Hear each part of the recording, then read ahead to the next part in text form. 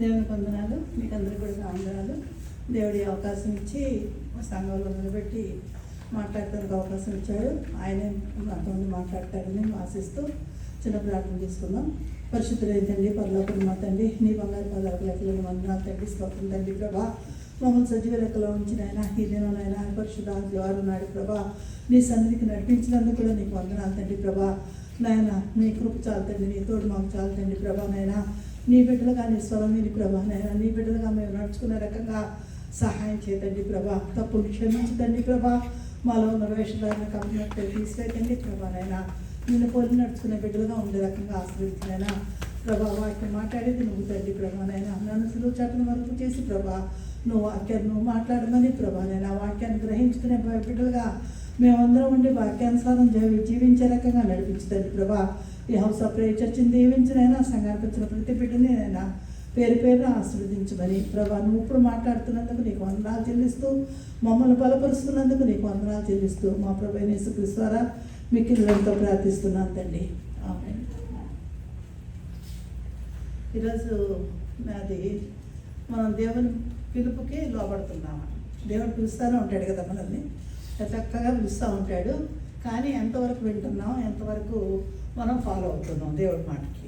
చాలాసార్లు వింటూనే ఉంటాం. రోజుకి ఎన్నోసార్లు మనం మెసేజెస్ వింటుంటాము, పాటలు వింటుంటాము. దాని ద్వారా దేవుడు మనల్ని హెచ్చరిస్తూ ఉంటాడు, పిలుస్తూ ఉంటాడు, ఆజ్ఞాపిస్తూ ఉంటాడు. కానీ ఏం చేస్తున్నాం మనం? చూడండి, అప్పుడు మనం ఏమనుకుంటామంటే దేవుడు నన్ను పిలిస్తే కదా నేను లోపడతానికి అని చెప్పి అనుకుంటాం కదా. మనం ఇది నాకు కాదులే, కొన్ని మాటలు ఏమంటే ఇది నాకు కాదులే, వాళ్ళకి ఎవరికో చెప్తున్నారులే, నేను ఎందుకులే దీన్ని ఫాలో అవ్వాలని చెప్పేసి కూడా అని అనుకుంటూ ఉంటాము. అంటే కానీ ఆయన ఏం చెప్తున్నాడు, ఎప్పుడు కూడా మన హృదయం దగ్గర ఉండి తలుపు దగ్గర, మన హృదయం తలుపు దగ్గర ఉండి కొడుతున్నాను, తలుపు తీయండి అని చెప్పి అడుగుతున్నాడు అనమాట. మృదువైన మెల్లైనటువంటి స్వరంతో ఆయన పిలుస్తూనే ఉంటాడు. దేని ద్వారా, ఇలా వాక్యాల ద్వారా కానీ లేకపోతే పాటల ద్వారా కానీ ఏదైనా స్వరం ద్వారా దేవుడు మనతో మాట్లాడుతూనే ఉంటాడు. మనం ఆ స్వరం వినే రకంగా ఉండాలన్నమాట. కాబట్టి మనలో ఉన్నటువంటి కొన్ని గందరగోళ పరిస్థితులు, మనలో ఉన్న గర్వం కానీ అహంభావం కానీ ఏదైనా కానీ మనం ఏం చేస్తాం, దేవునికి దూరంగానే జరిగిపోతూ ఉంటాం. ఆయన స్వరాన్ని మనం వినం అన్నమాట.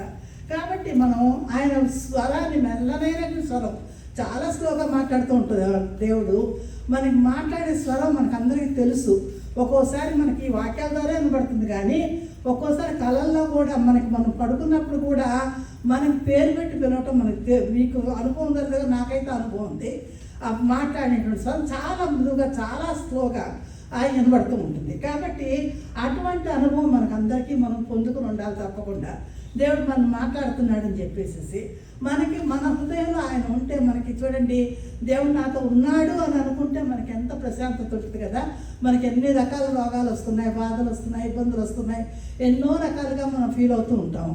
కానీ దేవుడు మనతో ఉన్నాడు, నాకు ఈ సమస్యలన్నీ కూడా దేవుడు నన్ను ఈ సమస్య పరిష్కరిస్తాడు అనేటువంటి ధైర్యం మనలో వచ్చిందనుకోండి, అది ఆటోమేటిక్గా తగ్గిపోతూ ఉంటుంది కదా. పోతూ ఉంటాయి అన్నీ కూడా, మనం ఏం సఫర్ అవ్వాల్సిన అవసరం లేదు. ధైర్యం చెప్తాడు, వాటి సొల్యూషన్ చూపిస్తూ ఉంటాడు దేవుడు. కాబట్టి ఆ విశ్వాసం వల్ల రావాలంటే దేవుని మాటని మనం వినే రకంగా ఉండాలన్నమాట. కాబట్టి ఇక్కడ ప్రకటన గ్రంథంలో మనం చూసినట్లయితే 3వ అధ్యాయం 20వ వచనంలో కనబడుతుంటుంది. ఇదిగో నేను తలుపు వద్ద నిలబడి తట్టుచున్నాను, ఎవడైనా నా స్వరం విని తలుపు తీసిన ఎడలా నేను అతని ఎదురుకు వచ్చి అతనితో నేనును, నాతో కూడా అతను భోజనము చేయదుము అని చెప్పేసి. ఇది ఎవరు చెప్తున్నారు? మన దేవుడు అబద్ధమాడే దేవుడు కాదు కదా. నేను పిలుస్తున్నాను, మీ దగ్గరికి వస్తున్నాను, మీతో కలిసి భోజనం చేస్తున్నానని చెప్తున్నాడు.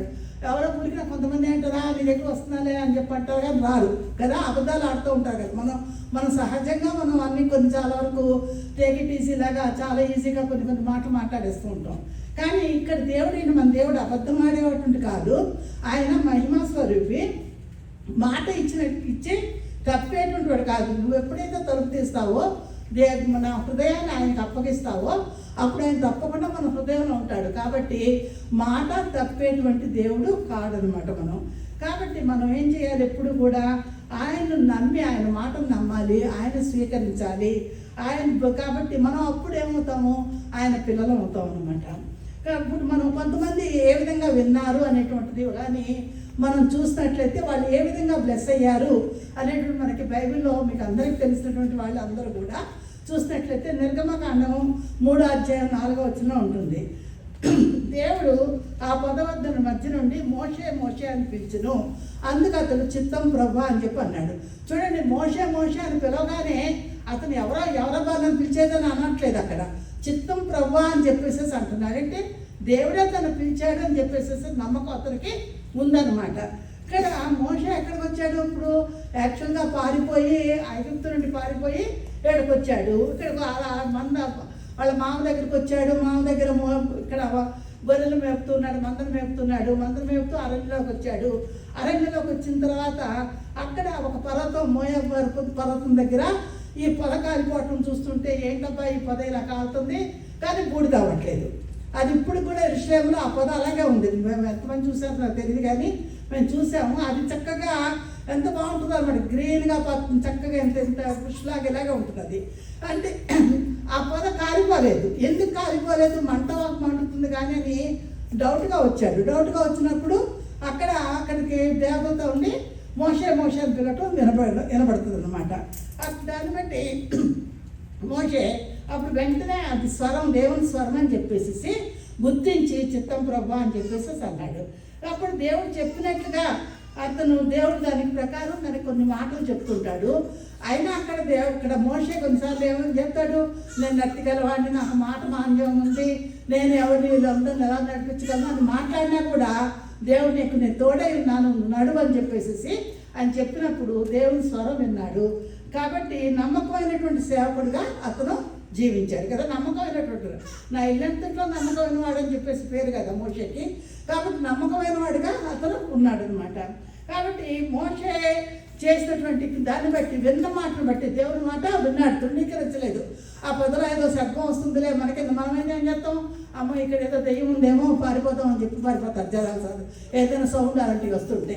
కాబట్టి కానీ మోషే అలా కాకుండా దేవుని స్వరం అని చెప్పి చిత్తం ప్రభా అని చెప్పి విని అక్కడికి వెళ్ళి అదేంటో తెలుసుకుని చక్కగా దేవుని చెప్పినట్టు ఇజ్రాయెల్ ప్రజలందరినీ కూడా నడిపించాడు అతనంతా కూడా.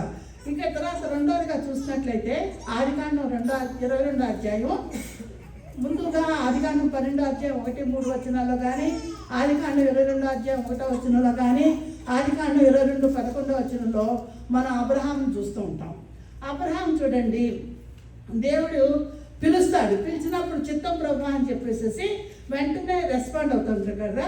ఆ మొట్టమొదటి ఆ పిలుపుకు విధేయత చూపించాడు. నువ్వు లేచి దేశాన్ని ఇక్కడ వదిలిపెట్టి నీ అందరిని తీసుకుని వెళ్ళిపోయి ఇక్కడ నుంచి నేను చూపించిన ప్లేస్కి వెళ్ళు అని చెప్తాడు. వెళ్ళాను వెంటనే అతను విధేయుడు అయ్యాడు. అయ్యో నేను ఇంత ఎస్టాబ్లిష్ అయిపోయాను, ఇలాంటి ప్లేస్లో వదిలిపెట్టి నేను వెళ్ళిపోవాలా అని చెప్పేసి అని భయపడకుండా తన దేవుడు చెప్పినట్టు ఏ ప్లేస్ నడిపిస్తే ఆ ప్లేస్కి వెళ్ళాలని చెప్పేసి దేవుని మాట విన్నాడు.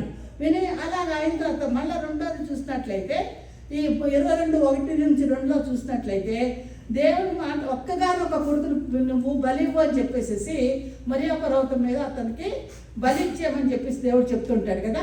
అది రెండోసారి మాట్లాడినప్పుడు తనే సరే అని చెప్పి నీకు సంతానం ఇస్తానని చెప్పింది ఆయనే. సంతానం ఇచ్చాడు. సంతానం ఇచ్చిన తర్వాత మళ్ళీ తన్ని బలిగా ఇమ్మని చెప్పేసి అడుగుతున్నాడు. అడిగినప్పుడు అయ్యో నాకు ఒక్కగానొక్క కొడుకు 100 సంవత్సరాలప్పుడు పుట్టాడు, నేను వీడిని బలి ఇచ్చేస్తే అలాగా నాకు మళ్ళీ సంతానం ఉండదు కదా అని భయపడలేదు మోషే. దేవుడు చెప్పినట్టుగా తన మాట విన్నాడు. విని బలి ఇవ్వడానికి రెడీ అయ్యాడు. మళ్ళీ ఇవ్వడానికి రెడీ అయినప్పుడు చివరిగా కత్తి తన మీద వేసేటప్పుడు మళ్ళా దేవుని స్వరం వినబడుతుంది, మోషే మోషే అని పిలవటం. అప్పుడు మళ్ళా చిత్తం ప్రభా అని చెప్పి ఆగిపోయి అక్కడ మళ్ళా దేవుడు ఒక పొట్టేలు చూపిస్తాడు. దాని ప్రకారం అతను బలిచ్చేస్తాడనమాట. అంటే దేవుడు చెప్పినప్పుడు తను అన్నీ వదిలేసుకుని మనం దేవుడు సేవ చేయాలనుకున్నాం అనుకోండి, దేవుని మాట చెయ్యాలి, మనం ఈ పని చేయాలనుకున్నప్పుడు మనకు ఎన్నో బంధాలు ఉంటాయి, కానీ వాటినన్నింటినీ వదిలిపెట్టి రావాలి అని చెప్పి దేవుడు ఇక్కడ మోషేని చూపిస్తున్నాడు.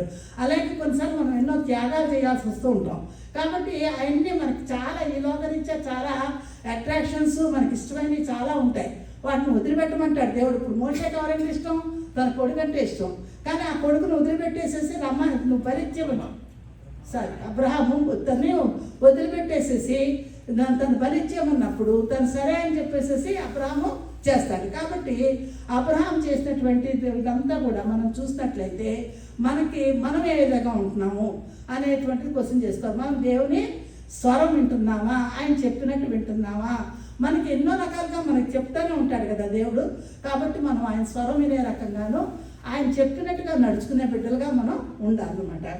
ఇంకా చూసినట్లయితే ఆదికాండం 46 అధ్యాయం 22వ వచనంలో మనం యాకోబుని చూస్తూ ఉంటాం. యాకోబుని కూడా దేవుడు పిలుస్తుంటాడు. యాకోబు యాకోబు అని చెప్పేసి పిలుస్తాడు. పిలిచినప్పుడు చిత్తం ప్రభా అని చెప్తాడు అనమాట. చెప్పినప్పుడు నువ్వు ఈజిప్ట్కి వెళ్ళమని చెప్పేసి చెప్తాడు అతనికి. ఈజిప్ట్కి వెళ్ళమన్నప్పుడు సరే అతను ఐగుప్తులో ఉంటాడు. అక్కడి నుంచి ఈజిప్ట్కి వెళ్ళమన్నప్పుడు ఈజిప్ట్కి బయలుదేరి వెళ్ళిపోతాడు. వెళ్ళిపోయిన తర్వాత మళ్ళా నిన్ను కనానుకు తీసుకొస్తాను అని చెప్పేసి చెప్తున్నాడు. ఐగుప్తుకు పంపిస్తాడు దేవుడు, మళ్ళా కనానుకు తీసుకొస్తాడు, నీకు మంచి మరణం ఇస్తానని కూడా చెప్తున్నాడు అక్కడ యాకోబుకి. కాబట్టి అంటే తను చనిపోయినా కూడా తనకి మళ్ళీ మంచి మరణాన్ని దేవుడు ఇచ్చాడు కూడా యాకోబుకి. ఆ విధంగా మనం ఇదేదో చూపించినప్పుడు అక్కడ చనిపోయేంత కూడా యాకోబుతో దేవుడు తోడై ఉన్నాడు. అలాగే దేవుడు మళ్ళీ అక్కడ చనిపోయిన తర్వాత యాకోబు యొక్క శరీరాన్ని మళ్ళీ ఇక్కడికి యోసేపు తీసుకొస్తాడు కదా, మళ్ళీ కనాన్ దేశానికి తీసుకొస్తాడు. ఆ విధంగా మనం చూసినట్లయితే దేవుడు మాట ఇచ్చి తప్పే దేవుడు కాదు. తను చేస్తాను అన్నప్పుడు తను తప్పకుండా మనకి సహాయం చేసేటువంటి దేవుడు అనమాట. ఇంకా మనం చూసినట్లయితే న్యాయాధిపతుల్లో కూడా మనము 6వ అధ్యాయం 12 నుండి 15 వరకు చూసినట్లయితే అక్కడ యోవాషు కుమారుడు గిద్యోను మనకు కనబడుతూ ఉంటాడు కదా. గిద్యోను కూడా అక్కడ గోధుమలు చెల్లించుకుంటూ ఎక్కడ దాక్కుని ఉంటాడు. అప్పటికే ఇజ్రాయెల్ ప్రజలు అందరూ కూడా ఓడిపోతూ ఉంటారు. వాళ్ళ కోసం ఎవరు పరాక్రమంతుడు లేడు, వాళ్ళ తరఫున యుద్ధం చేసేవాళ్ళు. కానీ ఇప్పుడు ఇక్కడ ఏం చేస్తుంది, ఈ గిద్యోన్ని తీసుకొచ్చి గిద్యోని దగ్గరికి ఒక దేవదూత వచ్చి గిద్యోను పిలవగానే అతను చిత్తం ప్రభు అని చెప్తాడు. దేవుని దూత ఏ విధంగా అయినా వచ్చి మనం పిలుస్తూ ఉంటుంది, ఈ పని చెయ్యి, నువ్వు పిరివాడు కాదు, నువ్వు ధైర్యంగా నడు, నువ్వు బలపరాక్రమంతుడు, నువ్వు జయించగలుగుతావు అని చెప్పి అతన్ని నడిపిస్తుంది. కాబట్టి అతను ఎన్నో సంవత్సరాలు అక్కడ ఈ ఇజ్రాయెల్కి న్యాయాధిపతిగా కూడా చేశాడు. అంటే వాళ్ళని యుద్ధంలో గెలిపించాడు అన్ని చోట్ల కూడా. ఆ దేవుని తోడుండబట్టి దేవుని చెప్పినట్టు విన్నాడు కాబట్టి పిరికితనంగా నేను ఈ యుద్ధాల్లో నేనేమో పార్టిసిపేట్ చేస్తాను, నా వంశం ఎక్కడో ఉంది కదా అని చెప్పేసి అనుకోలేదు. అనుకోకుండా తను ముందుకొచ్చి దేవుడు చెప్పినట్టుగా విన్నాడు కాబట్టి అక్కడ జయం పొందుకున్నాడు అనమాట. కాబట్టి మనం అందరినీ కూడా దేవుని స్వరం వినేటువంటి వాళ్ళ కింద మనం చూస్తూనే ఉంటాము. ఇంకా 1వ సమూయేలులో మనకు కామన్గా తెలిసినటువంటిది అందరికీ కూడా 1వ సమూయేలు 3వ అధ్యాయం 16వ వచనంలో మనం సమూయేలును చూస్తూ ఉంటాం కదా. సమూయేలు చిన్న బాలుడు, వాళ్ళ మదరు చిన్నప్పుడే చూడండి బిడ్డని అక్కడ ప్రతిష్ఠించేసుకుంటుంది. అక్కడ ఏలి దగ్గర తను పెరుగుతూ ఉంటాడు. పెరుగుతున్నప్పుడు చిన్న బాలుడు దాన్ని చక్కగా దేవునికి అతను ఏలికి హెల్ప్ చేస్తూ ఉంటాడు. ఒకరోజు రాత్రి సమూయేలుని పిలిచినప్పుడు అతను ఏలి పిలిచాడేమో అనుకుని మళ్ళా ఏలి దగ్గరికి వెళ్తాడు. పిలిచావా అని అడిగితే నేను పిలవలేదంటాడు. అలాగా 2 సార్లు జరిగిన తర్వాత 3వసారి ఏలికి అర్థమవుతుంది దేవుడు తన్ని పిలుస్తున్నాడు అని చెప్పి. అప్పుడు ఏలి మళ్ళీ వెళ్ళినప్పుడు 3వసారి పిలవగానే సమూయేలు దగ్గరికి వచ్చినప్పుడు సమూయేలు ఏలి దగ్గర రాగానే నువ్వు పిలిచావా అంటే నేను పిలవలేదు కానీ అని చెప్పి నువ్వు ఈసారి చిత్తం ప్రభా నీ దాసుడు ఆలకిస్తున్నాడు అని చెప్పు అని చెప్తాను అనమాట. అప్పుడు తర్వాత దేవుడు పిలిచినప్పుడు సమూయేలుని పిలవగానే ఏం చేశాడు, నీ దాసుడు ఆలకిస్తున్నాడు. కాబట్టి దేవుడు మనం పిలుస్తున్నప్పుడు మనకి మాటల ద్వారా చెప్తున్నప్పుడు దేవా ఈ మాటలు మనం బైబిల్ చదువుతూ ఉంటాం, ఎన్నో రకాలుగా వింటూ ఉంటాం, మనకి కొన్ని హార్ట్కి టచ్ అయ్యేటువంటి ఉంటాయి. అంటే దేవుడు ఈ మాట ద్వారా నన్ను హెచ్చరిస్తున్నాడు కాబట్టి దేవా నువ్వు నన్ను హెచ్చరిస్తున్నావు కాబట్టి నేను నీ బిడ్డగా నడుచుకోవాలి అని చెప్పేసి మనం ఎప్పుడు కూడా తలుచుకోవాలంటే ఇవన్నీ కూడా దేవుడు మనకి బైబిల్లో రాయించాడు. అంటే ఏంటి, మనం తెలుసుకుని మన ప్రవర్తనని చేంజ్ చేసుకోమని చెప్పేసి మనం ఏదో వింటున్నాం పోతున్నాం అని చెప్పేసి అనుకోవటం కాదు. మనం ప్రార్థన చేస్తున్నాం, మనకు దేవుడు ఇస్తున్నాడా లేదా, మన ఫ్యామిలీ హ్యాపీగా ఉందా లేదా, మనం హ్యాపీగా ఉన్నామా లేదా, ఇవే ఆలోచించుకుంటున్నాం. కానీ దేవుని పనులు ఎంతవరకు చేస్తున్నాం, దేవునికి ఇష్టమైన బిడ్డలుగా మనం ఉంటున్నామా అనేది కూడా, దేవుని మాట వింటున్నామా అనేటువంటిది కూడా ప్రతి క్షణం కూడా మనందరం కూడా పరీక్ష చేసుకుంటూనే ఉండాలి. అవసరం వచ్చినప్పుడు దేవుడు ఏ పని చేయమన్నప్పుడు ఆ పని చేసే రకంగా మనం ఉండాలన్నమాట. ఇంకా చూసినట్లయితే యెషయా గ్రంథంలో కూడా మనం 6వ అధ్యాయంలో చూస్తుంటాం కదా. యెషయాని కూడా అక్కడ చూడండి, ఎవరున్నారు ప్రభు చెప్తా, యెషయా అప్పటికి మారుతాడు, ప్రత్యాప్తం పడుతూ ఉంటాడు తన పాపిని అని చెప్పేసి. తర్వాత అక్కడ ప్రభు ఎవరున్నారు, ఎవరు వెళ్తారు ఈ ప్రజల దగ్గరికి అని చెప్పి అన్నప్పుడు నేను వెళ్తాను అని చెప్పేసి అక్కడ యెషయా బయలుదేరుతాడు కదా. దేవుని మాట ప్రకారం ఆ ప్రజలకి చెప్పడానికి ప్రవక్తగా వాళ్ళకి హెచ్చరిక చేయడానికి యెషయా ముందుకి నడుస్తాడనమాట. కాబట్టి దేవుని చేత పంపబడ్డాడు. యెషయా కదా మొత్తం అందరికీ అక్కడ ఇశ్రాయేల్ ప్రజలందరికీ చెప్పి వాళ్ళందరికీ కూడా దేవుని యొక్క వాక్యాలు బోధిస్తూ మీరు ఈ విధంగా ఉండాలి అని చెప్పేసి దేవుడు ఈ విధంగా సహాయం చేస్తాడు, దేవుని ఆజ్ఞలు లోపడాలి అని చెప్పేసి వాళ్ళు చెప్తూ ఉంటాడు. ఆ విధంగా హెచ్చరికలు చేస్తూ ఉంటాడు. కాబట్టి యెషయాను నడిపించింది ఎవరు? ఇక్కడ ప్రభు ఇక్కడ నడిపించాడు అనమాట. దేవుని మాట విన్నాడు అక్కడ. ఇంకా మనం చూసినట్లయితే లూకా సువార్త మనకు తెలిసినటువంటిది. మరియమ్మను చూడండి, దేవుడు పిలిచి కదా, దేవదూత మరియాను పిలిచి నువ్వు గర్భవతి కుమారునికి అంటున్నావు అన్నప్పుడు మరియ ఏంది, అమ్మ నేను కన్యకని, నేను ఈ లోకంలో ఎలా బతకగలుగుతాను? చూడండి, వితౌట్ మ్యారేజ్ తను ప్రెగ్నెంట్ అయింది అనుకోండి, ఎంతో అవమానం కదా. ఆ రోజుల్లో అసలు రాళ్ళతో కొడటం, చంపటం ఇవన్నీ ఉండేది. కానీ ఆవిడ ఏం భయపడకుండా నీ చిత్త ప్రకారం జరుగును గాక అని చెప్పేసి అంటుంది. అంటే దేవుని చిత్త ప్రకారం, తన దేవుని యొక్క బ్లెస్సింగ్స్ ప్రకారం తను ప్రెగ్నెంట్ అయినా కూడా పర్వాలేదు, దేవుని కుమారుని తను జన్మనిస్తుంది అని చెప్పేసి ఆయన సంతోషంగా ఒప్పుకుందామండి. దేవుని స్వరాన్ని అక్కడ మరియమ్మ వినింది. అంటే దేవుడు మగవాళ్ళతోనే మాట్లాడతాడా అంటే కాదు, ఆడవాళ్ళతో కూడా ఇక్కడ దేవుడు మాట్లాడి వాళ్ళ ద్వారా కూడా ఈ క్రియలన్నీ కూడా వినే రకంగా దేవుడు చేస్తున్నాడు అనమాట. ఇంకా అపోస్తల కార్యంలో చూసినట్లయితే మనం అననీయాకు కూడా దేవుడు చెప్తుంటాడు. అననీయాకు ముందుగా మనం చూస్తే సౌలును చూస్తాం. సౌలు చూడండి, ఇక్కడ దమస్కు వెళ్తూ ఉంటాడు. వెళ్తున్నప్పుడు అక్కడ సౌలు ఇంకా పౌలు కింద మారేటప్పటికి వెళ్తున్నప్పుడు అంటే వీళ్ళందరినీ దేవుని బిడ్డలందరినీ కూడా యేసు నమ్మిన వాళ్ళందరినీ కూడా శిక్షించాలని చెప్పేసి వెళ్తూ ఉంటాడు. వెళ్తున్నప్పుడు అక్కడ ఆ మధ్యలో యేసు ప్రభు తండ్రి యెహోవా తండ్రి స్వరం పెడుతుంది, సౌలా సౌలా అని చెప్పేసి. అప్పుడు ఎవరు ప్రభు అని చెప్పేసి తను కూడా నువ్వు ఎవరు అని చెప్పావు, ఎవరు ప్రభా, నువ్వెవరు ప్రభా అని చెప్పేసి అడుగుతారు. చూడండి, అంటే దేవుడే తనతో మాట్లాడుతున్నాడు అనేటువంటి గ్రహింపు వచ్చింది అక్కడ. దానివల్ల అతను అక్కడ నువ్వు హింసించేసి తండ్రిని యెహోవా తండ్రిని అని చెప్తున్నాడు కదా దేవుడిని అని చెప్పి. తర్వాత ఇదే ఇలాగ అప్పుడు అతనికి గుడ్డివాడైపోతాడు, కళ్ళు కనపడవు.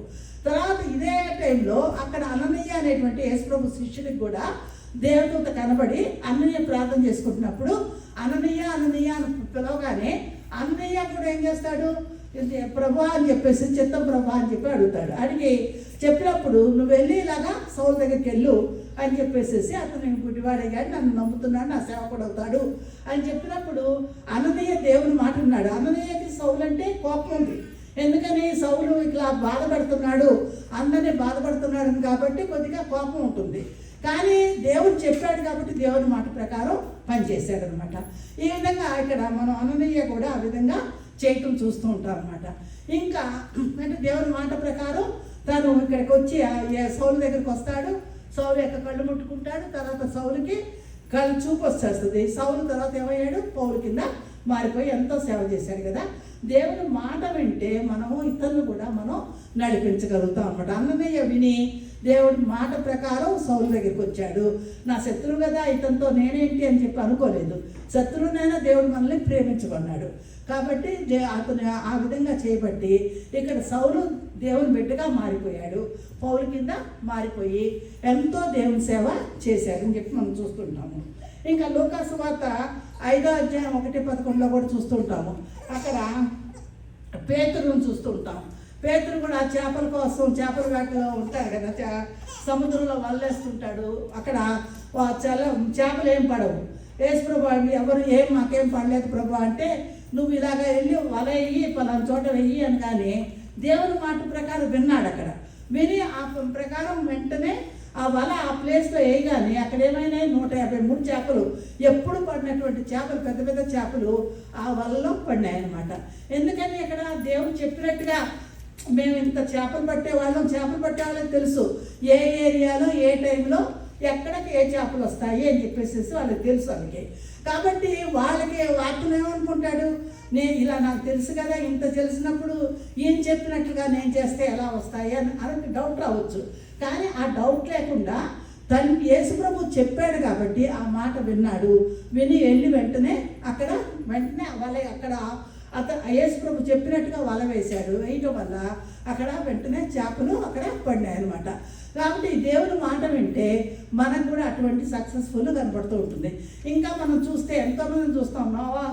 నోవాహు నువ్వు లేచి వాడు నిర్మించంటే అతనేం ఇంజనీరింగ్ కాదు కదా, ఎడ్యుకేటెడ్ ఏం కాదు. కానీ అతనేంటి షిప్ని ఇలా బిల్డ్ చేయగానే చేశాడా లేదా, మూడు అరలు కట్టాడు. ఎంత పెద్ద కూడా ఓడ కట్టాడు అతను. అంటే అంత జ్ఞానం ఎవరిస్తారు? దేవుడు ఇస్తాడు. ఎప్పుడు దేవుడిని మాట మనం విని ఆయన ఫాలో అయింది. నోవాహు నేను అజ్ఞానాన్ని నేను చేయలేను ప్రభు అని చెప్పేసి అని వెళ్ళిపోలేదు. కానీ దేవుడు చెప్పినట్టుగా విన్నాడు కాబట్టి అతను అక్కడ ఓడ నిర్మించాడు. మొత్తం తన కుటుంబాన్ని అంతటిని కూడా రక్షించుకోగలిగాడు. అంత జలప్రలయంలో కూడా కాపాడబడ్డాడు. అలాగే హానోకు కూడా చూడండి, దేవునితో మాట్లాడుతూ నడుస్తున్నాడంట, దేవునితోనే ఎత్తబడ్డాడంట. అది ఎంత గొప్ప భాగ్యం కదా, దేవునితోనే వెళ్ళిపోవటం అనేటువంటిది. నిజంగా అది ఎంతో గొప్ప భాగ్యం. దేవునితో మాట్లాడుకుంటూ దేవుని ప్రకారం నడుచుకుంటూ జీవించాడు అంటే ఎంత అదృష్టమైనటువంటి భాగ్యం అది. ఇంకా మనం యోనాను కూడా చూస్తుంటాం. యోనా కూడా దేవుని మాట ప్రకారం చేస్తూ వచ్చాడు, కానీ తప్పిపోతాడు కదా, తప్పిపోతాడు. మళ్ళా దేవుడు హెచ్చరిస్తాడు, చెప్పేటప్పటికల్లా అప్పుడు దేవుని మాట ప్రకారం చేస్తాడు. దానివల్ల నినివే పట్టణం వాళ్ళందరూ కూడా రక్షించబడ్డారు కదా. తన యొక్క దేవుని మాట తన వినటం వల్ల ఎంతమంది ప్రజలను రక్షించాడు, చాలామంది ప్రజల బిడ్డలందరినీ కూడా రక్షించాడు అనమాట. ఈ విధంగా మనం ఎప్పుడు కూడా దేవుని మాట వినాలన్నమాట. ఇశ్రాయేలు నువ్వు నా మాట వినినా ఎంత మేలు అని చెప్పేసి మనం 81వ కీర్తనలో చూస్తూ ఉంటాం ఇదంతా మాట. ఇంకా కీర్తన 29:4 చూసినట్లయితే యెహోవా స్వరము బలమైంది, యెహోవా స్వరము ప్రభావం కలది, యెహోవా స్వరము దేవదారు వృక్షములను విరుచును, అగ్నిజ్వాలను ప్రతిలింపజేయును, అరణ్యమును కదిలించును, లేడను ఈయనజేయను అని చెప్పి చూస్తుంటాం. అంటే యెహోవా స్వరం ఎంత గొప్ప స్వరం అనేటువంటిది మనకు అర్థమవుతుంది ఇక్కడ. తర్వాత ఇక్కడ మళ్ళా యెహోవా స్వరం వినకుండా చెప్పినట్టు వినకుండా తప్పిపోయిన వాళ్ళని మనకి ఆది కాండంలో దేవుడు చూపించాడు. ఆదామును చూపించాడు కదా. ఆదాము అవ్వలు ఏం చేశారు? దేవుడు చెప్పినట్టు వినలేదు. వినకుండా వాళ్ళు తినొద్దు అని చెప్పినటువంటి మాట ప్రకారం ఈ పండు తినొద్దు అంటే వాళ్ళకి తిన్నారు. తినడం వల్ల ఏమయ్యారు? వాళ్ళు ఇదిగా ఉన్నామని చెప్పి తెలుసుకుని చెట్ల చాటను దాక్కున్నారు. రోజు డైలీ తండ్రి వచ్చి వాళ్ళతో చక్కగా ఫ్రెండ్లీగా మాట్లాడుకుంటూ తిరుగుతుండేవాడు. ఆ రోజు వచ్చి ఆదామా అని పిలిస్తే ఎక్కడున్నామంటే ఇక్కడ స్వరం విని ఏం చేస్తున్నాడు? వెతుకుండా రాలేకపోతున్నాడు. ఎందుకని? తప్పు చేశాడు కాబట్టి, దేవుని మాట వినలేదు కాబట్టి. దానివల్ల శాపం అనేటువంటిది వచ్చిందనమాట. కాబట్టి దేవుని స్వరం వింటే మనకి ఎప్పుడు కూడా బ్లెస్సింగ్స్ ఉంటాయి. కానీ దేవుని స్వరం వినకుండా ఉన్నట్లయితే మనకి శాపాలు కూడా వస్తూ ఉంటాయి. మనకి ఏం చెప్తున్నాడో అనేటువంటిది మనం ఎప్పుడు కూడా గుర్తుంచుకుంటూ ఉండాలి. దేవుని యందు భయభక్తులు కలిగి ఉండాలి. మనం ఏదో సరదాగా వినేసి ఉండటం కాదు. మనం భయభక్తులతో ఇది చేస్తున్నాము, ఇది కరెక్ట్గా చేస్తున్నామా లేదా, మనం ఎట్లా ఉంటున్నాము అనేటువంటిది ఎవరికి వాళ్ళు పరీక్ష చేసుకోవాలి. ఎవరో వచ్చి మనం చెప్తున్నాం, చెప్పి మరి నేను ఫాలో అవుతున్నానా లేదా అనేది నాకు కావాలి కదా. నేను చెప్పేసేసి నా ఇంట్లో అంతా కూడా ఎంటర్టైన్మెంట్లు ఇదే చేసుకుంటూ నేను కూర్చున్నాను అనుకోండి, అది దేవుడికి ఇష్టం ఉంటుందా? ఇష్టం ఉండదు కదా. కాబట్టి మనం ఎలాగా సిన్సియర్గా ఉండాలి, అలాగే మన కుటుంబాన్ని కూడా మనం సిన్సియర్గా దేవునిలోకి మనం నడిపించాలన్నమాట. దేవుని స్వరం విని దేవుని సేవ చేస్తున్నప్పుడు మనం ఎంతో యోగ్యతతో మనం ఉండాలన్నమాట. ఇంకా చూసినట్లయితే ప్రభువుగానే మనం పిలిస్తే మనం ఏం చేస్తున్నాం, ఎలా జవాబిస్తున్నాము అనేటువంటి చూడండి. వినగలిగే పరిస్థితులు మన హృదయంలో ఉన్నాయా? అసలు మన దేవుడు ఒకవేళప్పుడే వచ్చి ఒక్కొక్కరిని పిలిచాడు అనుకోండి, పిలిచినప్పుడు భయపడి పారిపోతున్నామా, వింటున్నామా, ధైర్యం ఉందా అనేటువంటిది కూడా టెస్ట్ చేసుకోవాలన్నమాట. కాబట్టి ఆ విషయం మనకి స్పష్టంగా తెలియాలి. హృదయం అనేటువంటి తలుపు దగ్గర దేవుడు ఉంటున్నాడని చెప్తున్నాడు కాబట్టి స్వరంతో, మెల్లనైన స్వరంతో ఆయన పిలుస్తాడని చెప్తున్నాడు కదా. నేను నా ఎగ్జాంపుల్ చెప్తాను చూడండి. నాకు మేము లూథరన్స్ కాబట్టి చిన్నప్పుడే మనం పుట్టగానే మనకి చిన్నప్పుడు బాప్టిజం ఇచ్చేస్తారు. అది అయిపోయింది అనుకుంటాం. తర్వాత 14 years అప్పుడు కన్ఫర్మేషన్ జరుగుతుంది. కన్ఫర్మేషన్ అప్పుడు క్లాసెస్ తీసుకుంటారు. ఆయన్ని ఒప్పుకున్న తర్వాత అప్పుడు కమ్యూనియన్కి ఎలిజిబిలిటీ ఉంటుంది. కానీ మా ఇంటికి చాలామంది పాస్టర్లు వస్తారు. వచ్చి కూర్చుని బాగా దేవుడు వాక్యాలు వాళ్ళతో మాట్లాడుకుంటూ కూర్చుంటూ ఉంటాను ఎప్పుడు కూడా. వచ్చినప్పుడు మీరు బ్యాప్టిజం తీసుకోండి, మీరు బ్యాప్టిజం తీసుకోండి అనేవారు. నేను అనేదాన్ని నేను ఆల్రెడీ బ్యాప్టిజం తీసుకున్నాను, మళ్ళీ బ్యాప్టిజం తీసుకోవటం ఏంటి అని చెప్పి కొద్దిగా డౌట్గానే ఉండేదన్నమాట. ఒకరి తర్వాత ఒకరు వచ్చేసి మళ్ళీ చెప్పినప్పుడు క్లాసెస్ ఎలా ఉన్నాయంటే, మీరు బాప్టిజం తీసుకుంటే మా చర్చికే రావాలి, మీరు బాప్టిజం తీసుకుంటే మా చర్చికే వంటంత ఇవ్వాలి, తర్వాత రెగ్యులర్గా అటెండ్ అవ్వాలి, ఇక్కడ ప్రేయర్స్లో పార్టిసిపేట్, ఎన్నో కండిషన్స్ చెప్తూ ఉండేవారు. ఇదేంటబ్బా, నేను హాయిగా మా చర్చికి చక్కగా వెళ్ళిపోతూ ఉంటాను, ప్రార్థన చేసుకుంటాను. నాకు మా చర్చిలోకి అట్మాస్ఫియర్లోకి వెళ్ళగానే నాకు హోలీ స్పిరిట్ ఉన్నట్టుగా కనబడుతుంది. అక్కడ దేవదూతలుగా తిరుగుతున్నట్టుగా అలా కనబడుతూ ఉండేది. కాబట్టి మనకేంటంటే ఒక రకంగా మనం అడ్జస్ట్ అయిపోయి ఉంటాం కాబట్టి మనసు ఆ విధంగా నాది స్థిరపడిపోయింది. కాబట్టి ఈ చర్చను వదిలేసి నేను వీళ్ళ దగ్గర తీసుకుని ఎలా ఉండాలా అనుకుని డౌట్లో ఉండేదాన్ని అంతా ఉంటే, ఒకసారి ఏమైందంటే ఏం చేయాలి ప్రభా, మా పాస్టర్ గారు కూడా వచ్చేవారు రెగ్యులర్గా. మా నూతన చర్చి పాస్టర్ కూడా, మా ఇంటికి 2 పాస్టర్లు ఉంటారు, వాళ్ళు కూడా వచ్చి మాట్లాడుతూ ఉండేవారు, ప్రేయర్ చేస్తూ ఉండేవారు. వచ్చినప్పుడు ఎలాగండి ఏంటి ఇది డౌట్ అంటే, ఆయన చెప్పింది ఏంటంటే, నీటి మూలంగా బాప్టిజం తీసుకుంటారు, మీకు నీటి మూలంగా ఆత్మ అయిపోయింది, ఆత్మ మూలంగా బాప్టిజం తీసుకోమన్నాడు. దేవుడు చెప్పాడు కదండి, నీటి మూలంగా ఆత్మ మూలంగా మీరు బాప్టిజం తీసుకుంటే చాలని చెప్పి నీటి మూలంగా మనం ఒకసారి తీసేసుకున్నాం. మనం చిన్నప్పుడు ఆ రోజుల్లో నీళ్లు కొరత కాబట్టి అటువంటి బాప్టిజం వచ్చింది ఆచరణలోకి. తర్వాత మీరు ఆత్మతో దేవుని దగ్గర విశ్వాసంతో మీరు నడుచుకున్నప్పుడు, దేవుని బిడ్డగా నడుచుకుంటున్నప్పుడు అది ఆత్మ మూలంగా బాప్టిజం ఇచ్చినట్టు అని చెప్పేసి ఆయన చెప్పారు. ఇంకా మీ ఇష్టం మేడం గారు, మీ ఇష్టం, మీకు ఏది కావాలంటే మీరు అలా చూసుకోండి అని చెప్పేసారు. అంటే తీసుకోండి అని చెప్పట్లేదు, నాకు సరే కొద్దిగా ఆన్సర్ చెప్పినట్టుగా చేశారు. సరే నాకు ఏం చేయాలి, ఒక్కొక్కసారి భయం వేస్తుంది. వాళ్ళు ఎన్నో ఎగ్జాంపుల్స్, యేసు ప్రభు నీటిలో మునిగి బాప్టిజం తీసుకున్నాడు, ఫిలిప్ నపుంసకుడు బాప్టిజం ఇచ్చాడు, ఇవన్నీ కనపడుతుంటాయి కదా మన బైబిల్లో. ఇవన్నీ ఎగ్జాంపుల్స్ చెప్తున్నప్పుడు ఇవన్నీ చూసుకుంటూ ఎట్లాగా అనుకుని పడుకుని దేవుని ప్రార్థన చేసుకుంటూ ఉండేదాన్ని మనసు రాత్రులు. చేసుకున్నప్పుడు ఒకరోజు చక్కగా నా చెవు దగ్గర, బాప్టిజం తీసుకోవా, నీ పేరు జీవగ్రంథంలో రాయటం నీకు ఇష్టం లేదా అని ఎంత స్మూత్గా అంటే ఆ మాట వినపడింది. అంతే లేచి కూర్చున్నాను. ఇంకా అంటే నేను ఖచ్చితంగా నేను ఇప్పుడు బాప్టిజం తీసుకోవాలి, ఇప్పుడు ఎవరి దగ్గర తీసుకోవాలి, అంతే కదా, ఇంతమంది వచ్చి చెప్తున్నారు, నేను ఎవరి దగ్గర తీసుకోవాలి, మరి మా చర్చికి నా తల్లి సంఘానికి వెళ్ళకుండా నన్ను వదిలేయమంటే నేను ఎట్లా చేస్తాను, వాళ్ళు చెప్పిన ప్రకారం తల్లి సంఘాన్ని వదిలేసుకోవాలి. నీ తల్లి సంఘాన్ని మరవద్దని చెప్పి దేవుడు చెప్తున్నాడు. కాబట్టి మన తల్లి సంఘాన్ని మనం మరవకూడదు. తల్లి సంఘాన్ని వదిలేసేసుకుని వీళ్ళు చెప్పినటువంటి సంఘాలకు వెళ్ళిపోతే ఎట్లా కుదురుతుంది కదా. అది నాకు మళ్ళీ అదొక డౌట్ నాకు. దానికి కూడా ప్రార్థన చేసుకుంటూ అప్పుడు మధ్యలో ఈ అమెరికా వచ్చాను, వెళ్ళిపోయేస్తున్నా ఉండేదాన్ని. దేవుడే ఆన్సర్ చెప్తే దేవుడు మాట్లాడినా కూడా నేను నిర్లక్ష్యం చేశానేమో, స్వరం విని కూడా నిర్లక్ష్యం చేశానేమో చెప్తున్నాను అనమాట. కానీ తర్వాత దేవుడు మళ్ళీ దానికి కూడా ఒక సొల్యూషన్ చూపించాడు అనమాట. ఒక పాస్టర్ గారు వచ్చి, మీరు చర్చి మా దగ్గర బాప్టిజం తీసుకోండి, కానీ మీరు మీ చర్చికే వెళ్ళండి, ఎప్పుడైనా మా దగ్గరికి అప్పుడప్పుడు వస్తూ ఉండండి అని చెప్పారు. ఇది బాగుంది అనిపించింది అనమాట. అంటే తీసుకోలేదు అనేటువంటి మాట లేకుండాను నా చర్చిని వదిలిపెట్టకుండా ఉండే భాగ్యం కూడా నాకు వచ్చింది కదా. ఆ విధంగా దేవుడు స్వరం ద్వారా లేకపోతే మనుషుల ద్వారా మనకి హెచ్చరిస్తూ ఉంటాడు, మనల్ని నడిపిస్తూ ఉంటాడు. అంటే దేవుని స్వరం ఇప్పుడు నాకంటే నా ఎక్స్పీరియన్స్ అది. మీకు అందరికి కూడా దేవుల్లో ఉన్నారు కాబట్టి అందరికి కూడా ఏదో రకమైనటువంటి ఎక్స్పీరియన్స్లు ఉంటాయి ఇలాంటివన్నీ కూడా.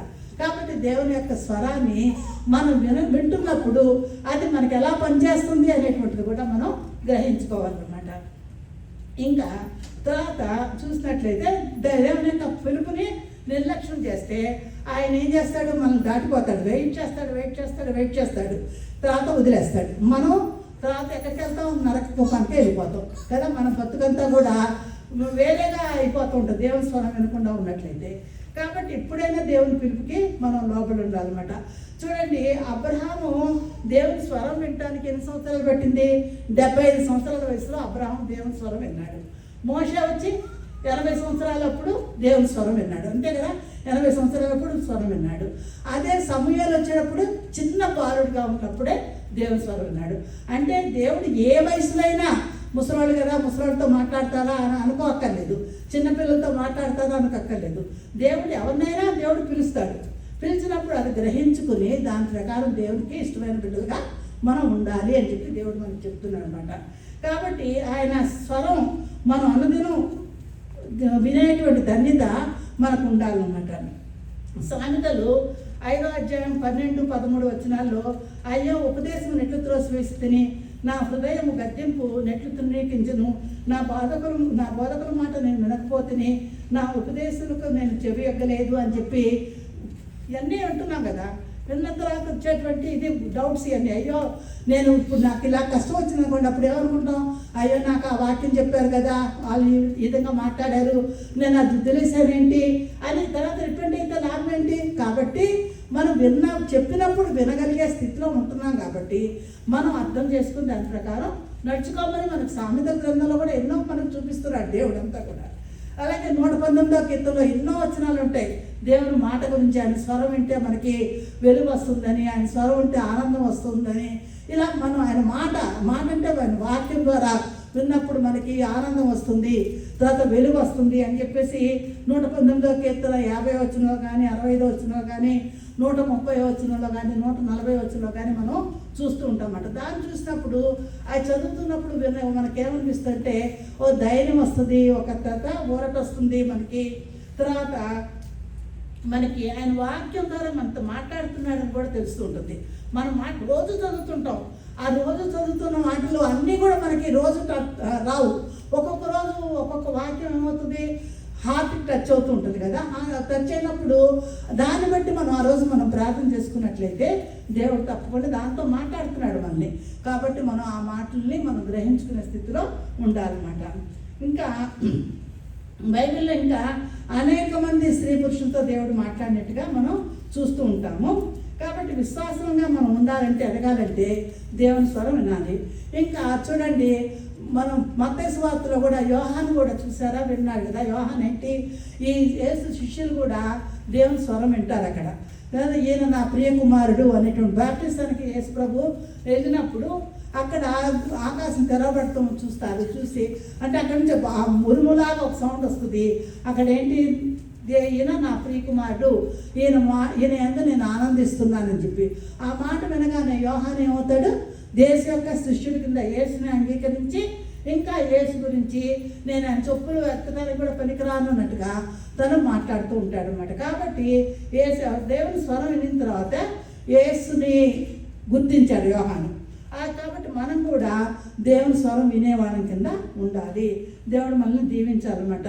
మంచి పనులు మనం ఎన్ని మంచి పనులు చేసినా, ఎప్పుడు ప్రార్థన ఎంత దీర్ఘంగా ప్రార్థన చేసినా, తర్వాత ఎన్నో చేస్తూ ఉంటాం కదా. దేవుడు చక్కగా రెగ్యులర్గా చర్చకు వస్తుంటాం, రెగ్యులర్గా బైబిల్ చదువుతుంటాం, రెగ్యులర్గా ప్రార్థన చేస్తూ ఉంటాం. కానీ దేవుని స్వరం విని ఆయన ఆజ్ఞల ప్రకారం మనకి ఎన్ని ఆజ్ఞలు నేర్పిస్తున్నాడు ఆయన. ఇవన్నీ కూడా మనం ఎలా నడుచుకోవాలి ఆయన చెప్తూ ఉన్నాడు. ఆ ప్రకారం మనం ఫాలో అవుతున్నామా లేదా అనేటువంటిది అప్పుడు మనం దేవుని మాట ప్రకారం మనం విన్నట్టు అనమాట. కాబట్టి ఆ విధంగా దేవుడు మనల్ని నడుచుకోమని చెప్పేసి హెచ్చరిస్తున్నాడు. అలా ఉన్నట్లయితే మన ఆత్మీయ జీవితం ఎప్పుడు కూడా దీవించబడుతుంది. మనం దీవించబడాలి కదా. మనం మామూలుగా ఒక యాజ్ ఏ క్రిస్టియన్గా మనం ఇదైపోవటం వేరును, ఆత్మీయంగా దేవునిలోకి వచ్చి దేవుని బిడ్డలుగా, దేవుని చిత్త ప్రకారం మనం నడుచుకునే బిడ్డలుగా ఉన్నట్లయితే దేవుడు తప్పకుండా మనల్ని బ్లెస్ చేస్తాడు. మన ఒక్కటమే కాదు, మన చుట్టూ ఉన్న వాళ్ళని బ్లెస్ చేస్తాడు, మన బిడ్డలను బ్లెస్ చేస్తాడు. మనం ఎవరి కోసం ప్రార్థన చేసినా అది సక్సెస్ఫుల్గానే జరుగుతూనే ఉంటుంది. కాబట్టి దేవుడు ఈ వాక్యాన్ని దీవించును కాక. స్తోత్రం ప్రభా, స్తోత్రం తండ్రి ప్రభా. నైనా వాక్యాన్ని నువ్వు మాట్లాడినందుకు నీకు వందనాలు తండ్రి ప్రభా. దయగల దేవుడు నాయన ప్రభా, నాయన నీ స్వరం విని ప్రభా, నీ చిత్త ప్రకారం నడుచుకున్నాక సహాయం చేయండి ప్రభా. ఈరోజు ప్రభా నాయన నన్ను ఇక్కడ నిలబెట్టావు తండ్రి ప్రభా. నైనా ఇది నీ చిత్తం తండ్రి ప్రభా. నైనా తండ్రి నేర్చుకోడు ప్రభా, మాట్లాడిన మాటలు ప్రభా మా అందరిలో ఫలించే రకంగా ప్రభా నైనా నీ చిత్త ప్రకారం నడుచుకునే రకంగా సహాయం చేయమని వేడుకుంటూ హౌస్ ఆఫ్ ప్రేయర్ చర్చిని వచ్చిన బిడ్డలందరినీ కూడా ఆశీర్వదించమని మా ప్రభువైన యేసుక్రీస్తు ద్వారా మిక్కిలి ప్రార్థిస్తున్నాను తండ్రి. ఆమేన్.